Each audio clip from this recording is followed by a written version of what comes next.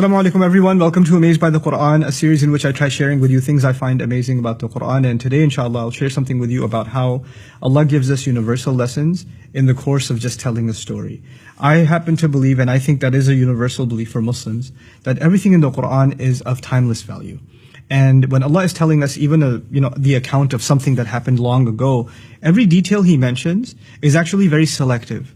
In other words, there's lots of things that happen in a story, especially in a historical account, and you can't have enough, there's no such thing as too many details, But Allah is very selective in telling a story, and He only tells us bits that are the most relevant for our guidance, right? So Allah will skip lots and lots of details about the life of Ibrahim and tell us the parts that are the most essential for our permanent guidance. Similarly, the story of Musa alayhi salam, so much repeated in the Quran, and yet He only highlights a few things that are of key value. So one thing that really struck out to me, and I've been thinking about it for some time, is when Musa alayhi salam, when Moses had fled and he was in Madian, and he helped these two girls, get water for their animals, and then they left, and their father asked, "How did you get water so early?" And he sent one of them back. And Allah actually, of all these details, like you would imagine, Allah would highlight details about like Judgment Day, or the battle between the Pharaoh and Moses, or like when he was able to come back and challenge, or how he escaped, like big details. But in the middle of all of that, in the final revelation of Allah, Allah takes the time out to mention this little, what seems like a minor detail. وَجَاءَتْ إِحْدَاهُمَا تَمْشِي عَلَى اسْتِحْيَاءٍ. One of them came all the way, walking. Now there's two ways to translate this. She came walking shyly, like in a shy way. And she came walking over to him despite being shy. There's two ways of ala istihya, ala raghmi min istihya'iha. There's two ways of looking at it, okay? And I was fascinated that Allah would actually go out of His way in His final revelation to humanity until the Day of Judgment to highlight the way a woman walked. Like, what benefit could that have? Why is that important? And I realized that Allah Azza wa Jal, He highlights things in His book that are so pertinent to human guidance. The way a female walks is a powerful thing. It has an impact in society. As a matter of fact, the female has a presence that has been talked about across cultures. Across cultures. Just her presence has a power, has an awe. It inspires something. At the very least, it catches the attention of the male, but there's more to it than that. There's actually a psychological, even a spiritual effect when there's the presence of a woman and when she's walking by. This is something societies were so aware of that in many cultures, the elite women of a society were actually kept hidden away.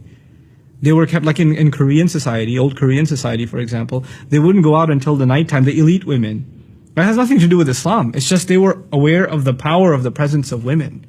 And so Allah Azza wa Jal describes, and He's highlighting to women and to men, the effect that the role of a woman in public can have. And yet at the same time, Islam is not saying keep women indoors because they have too much of an effect.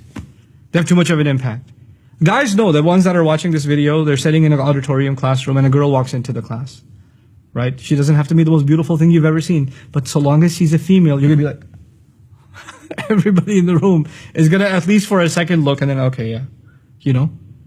It has an effect. It has a guy walks in, that's what happens. So now Allah is highlighting a couple of things. One of the most beautiful things that's being highlighted here is despite her shyness. In other words, she has to engage in society. She has to go out.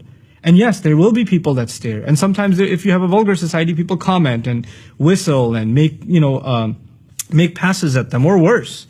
There are societies where even harassing women on the street has become common. Sometimes verbally and sometimes even physically. It's become common. But yet she has to engage in that society. So she has to find a way of engaging in it that she can protect herself, and yet at the same time be a participant in society. The second thing that's really beautiful here is she walked shyly. In other words, she walked guarding her modesty. She realized that she has a presence, and she realized that this is something that has an impact on others. It's not just about her, it's actually about recognizing the presence that she carries. And so she walked in a way that is shy. She walked in a way that is not showing off, or is not provocative as to get the attention. And she's walking over to a young man, as a matter of fact, in this case, ala istihya. A female must recognize the power that she has. And so even the way in which a woman walks is highlighted in such a subtle, beautiful way, And it's not like this girl was shy. It's not. She walked over by herself to the strange man and said, Inna abi yad'uka liyajziyaka ajra ma saqayta lana. My dad's calling you, okay? He wants to pay you for the services you provided.